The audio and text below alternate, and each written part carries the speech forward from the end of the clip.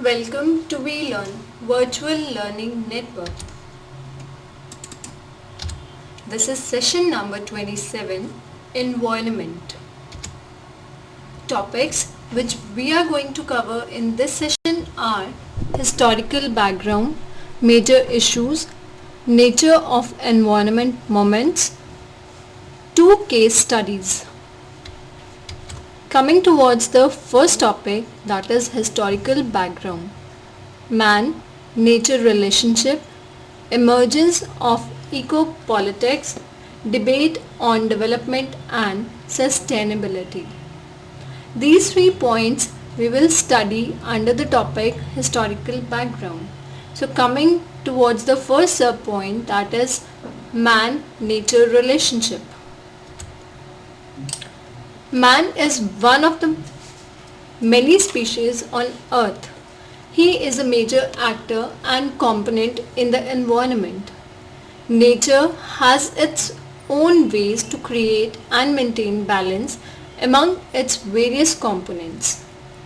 The process of development brought about by the Industrial Revolution has replaced the resources faster than the natural replenishing capacity of the environment. Next is emergence of eco-politics. The term eco-politics is of referent origin. Eco-politics is about interrelationship and mutual connection between environmental and political issues.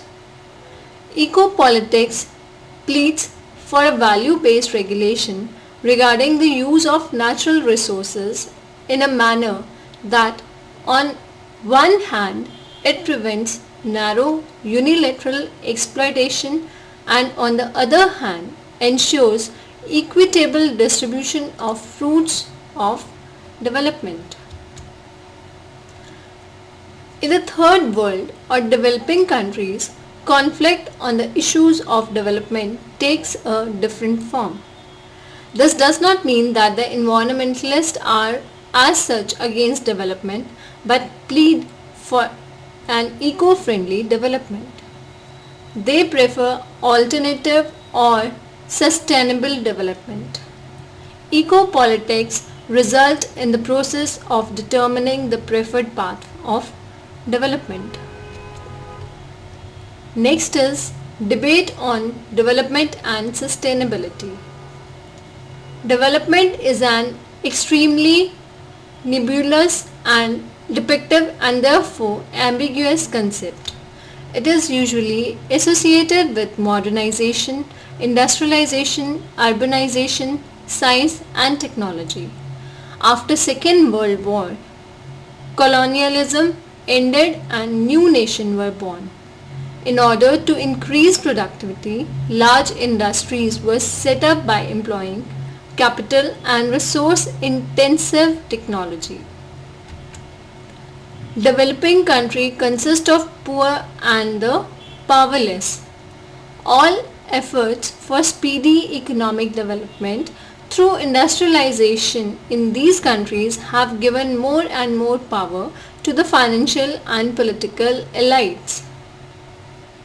Degradation of environment has occurred due to both chronic poverty and uneven industrialization.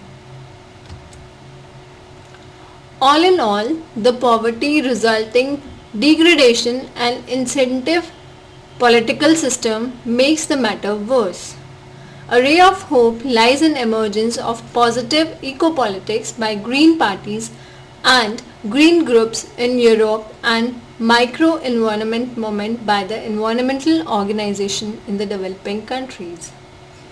This leads us logically to explore the relationship between the civil society, state and eco-politics. Next topic is emergence of eco-politics. The term eco-politics is of recent origin. Eco-politics is about interrelationship and mutual connection between environment and political issues.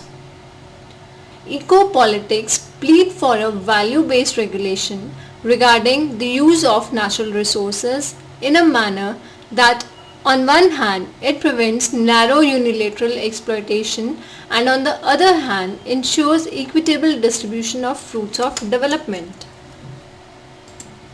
Next topic is major issues. Those who are adversely affected by the environmental problem and are protesting and resisting against a repressive alliance of vested interest need to be paid attention to understand the dynamics of environment movement. First and foremost major issue is pertaining to the nature and role of the states. The third issue is regarding the debate between environment versus livelihood. Role of the state. In order to understand what role state has played, we must understand theoretical conception and contemporary context of state. One understanding of state is that of a neutral space or impartial agency for resolving the conflicts of interest which occur in market and civil society. The Indian state has failed to play its role and hence the civil society has to fill the void. The forces of free market are linking national economies with global economic system. The issue of environmental protection is split into two camps. One side is of the iron triangle of elitist domination in form of bureaucrats, industrialists, politicians, and on the other are the powerless victims of population and environmental degradation. Studies have shown that instead of operating as a mediating and balancing agency, the state functions as a party to the issue against the interest of the people. Role of the states. The people who are the victim of air and water pollution are left in cold with burden of proof on their shoulder. The impact of population is first felt by the people, but the iron triangle usually opposes its existence. Poor are ultimately left with no other option but to launch a movement, first to make an issue of the problem. It is the suffering people who find themselves in a strange, powerless and helpless situation. Next are the role of judiciary. The environment movement in India has essentially passed through three phases. In the first phase, which was the longest phase, legislative hurdles were crossed. In the second phase, opposition to implementation of already made anti-pollution laws was experienced. In the current phase, as a final resource to redressal of their grievance against those polluting and jeopardizing the increasingly fragile ecosystem, doors of the judiciary are unlocked. Bakshi has argued that this is no mainly because the constitution itself is environment blind. Article 51A is about the fundamental duty of the citizen to protect and to improve the natural environment including forest, lake, river and wildlife. The absence of environmental concern in the Constitution is due to its obsession with development. It has encouraged environmental litigation by the victim of pollution or of environmental degradation. The apex code at the state and central level are flooded with petitions seeking protection of environment. This is the major achievement of enlightened judicial process. Creative interpretations and ruling by the court in various cases seeking environmental justice or compensation have expanded the scope and role of judiciary in this issue. Environment versus livelihood. Environmental degradation is the result of various circles in which most societies are so badly caught. It is argued that development is undertaken to remove poverty and improve the quality of life of the people. The growth and expansion of market-driven development strategy, be it socialist or capitalist, is not able to solve the very problem it creates. Heavy industrialization is another potent source of pollution and threats the environment. Unchecked industrialization has released toxic gases, chemicals, effluents and hazardous substances into air, water and soil. Another dimension of this issue pertains to the occupational hazards on the health and safety of workers of some specific industries such as chemical, petrochemical, pharmaceutical, pesticides and fertilizers. Next is nature of environment movements. The forest communities to some extent and people in general have overexploited natural resources.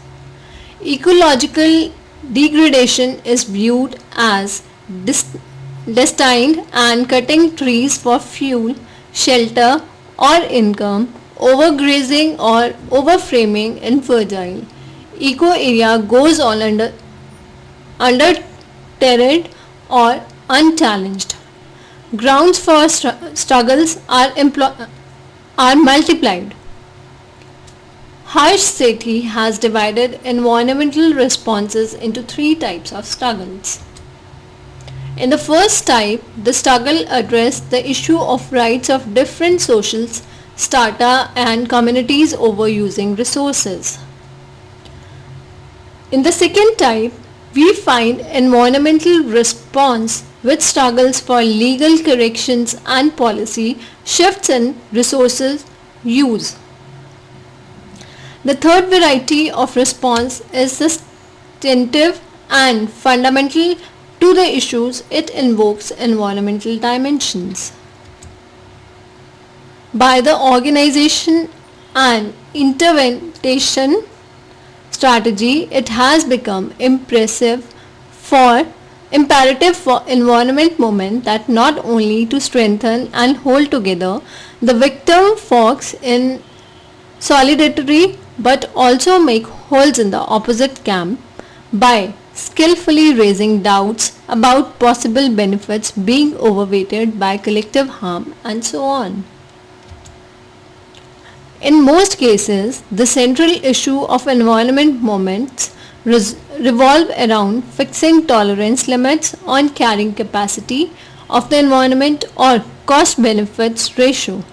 Most struggles are of reinforcement nature. These studies have concomitantly raised interesting interconnections between ecology and feminism as well as ecology and human rights.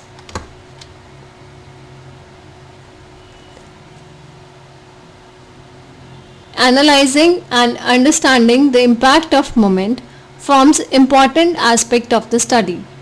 The environmental movements have by and large remained diverse and scattered. The Silent Valley movement's impact was positive, successful and trend-setting. The Doon Valley environment movement was partially successful. Despite the persistence of struggle, thousands of people are displaced yearly due to large development projects. On the other hand, the movement has made a major contribution to give centrally and public space to cause of environment protection. The government has made many policies on forest, wildlife, wastelands, water, air and soil conservation.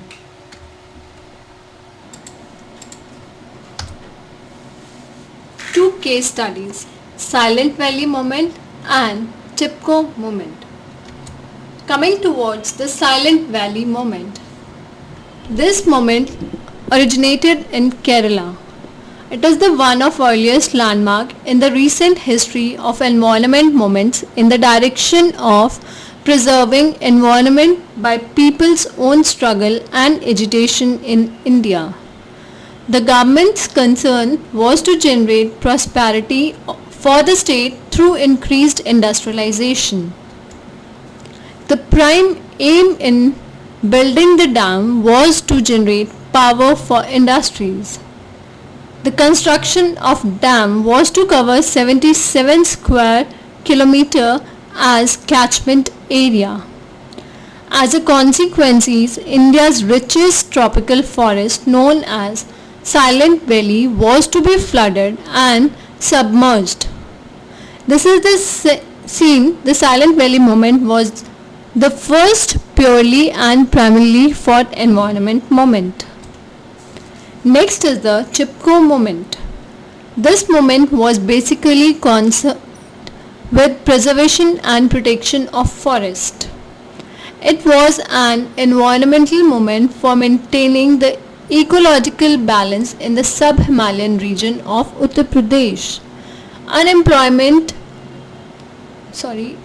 Employment is very low in this region. There are 97% working women as cultivators, while only 72% men are cultivators. Chipko is also interpreted as feminist movement because of this. This movement originated in the Shaligram Savarjya Mandal in Gopeshwar of Chamoli district.